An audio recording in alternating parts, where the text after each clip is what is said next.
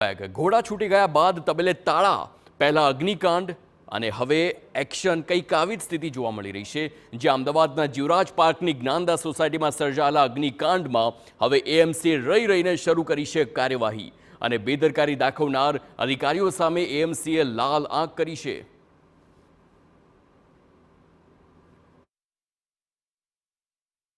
જ્ઞાનદા સોસાયટીમાં આગ લાગવાની ઘટના બાદ કોર્પોરેશન સફાળું જાગ્યું છે અને હવે કામગીરી કરી રહ્યું છે. આપણી સાથે સ્ટેન્ડિંગ કમિટી ચેરમેન છે, તેમની સાથે વાત કરીશું. સમગ્ર ઘટનાને કેવી રીતે જુઓ છો?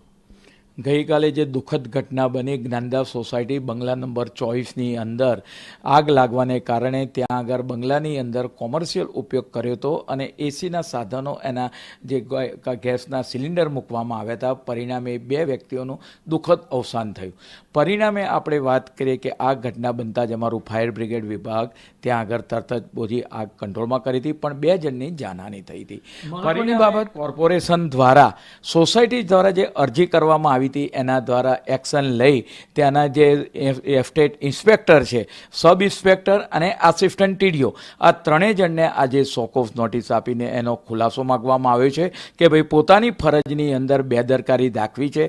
સોસાયટી તરફથી જ્યારે અરજી કરવામાં આવી હતી કે આ બંગલાનો કોમર્શિયલ ઉપયોગ થઈ રહ્યો છે, પરંતુ પોતાની ફરજમાં બેદરકારી દાખવવા બદલ આજે ડીવાયએમસી દ્વારા તરત જ એના પર નોટિસ શોક ઓફ નોટિસ આપવામાં આવી છે અને આના આગળ 7 દિવસ પછી આના પર કડક કાર્યવાહી કરવામાં આવશે. ભવિષ્યમાં આવી કોઈ ઘટના બને નહીં અને આવનાર સમયગાળા દરમિયાન સમગ્ર મહાનગરની અંદર આ પ્રકારની જે આપણે વાત કરીએ કે જેનાથી આપણે વાત કરીએ કે પરિસ્થિતિમાં આપણે આગ લાગવાની ઘટનાઓ બની અને કોમર્શિયલ ઉપયોગ થતો હોય તો તમામ ડીવાયએમસીને પણ સૂચના આપવામાં આવી છે કે સોસાયટી તરફથી આવી જો અરજી મળે તો એનો ઝડપથી નિકાલ થાય, એ માટેની ઝડપથી કાર્યવાહી કરે.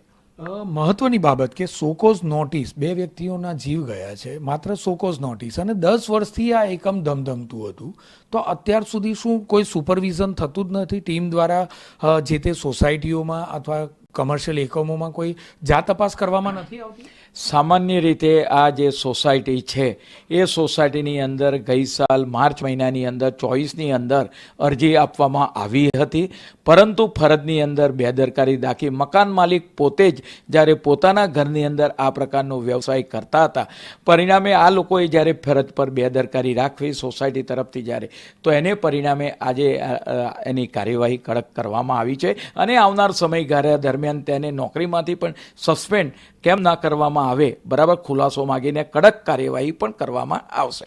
અમદાવાદમાં કમર્શિયલ એકમોની વાત કરવામાં આવે તો કેટલા કમર્શિયલ એકમો હશે અને ખાસ તો તેમાં જોખમી કમર્શિયલ એકમો કેટલા છે? સામાન્ય રીતે કોમર્શિયલ એકમની અંદર તમામ પ્રકારની સુવિધા કરવાની હોય છે. ફાયર વિભાગ એનું દર વર્ષે ઓડિટ પણ કરતું હોય છે.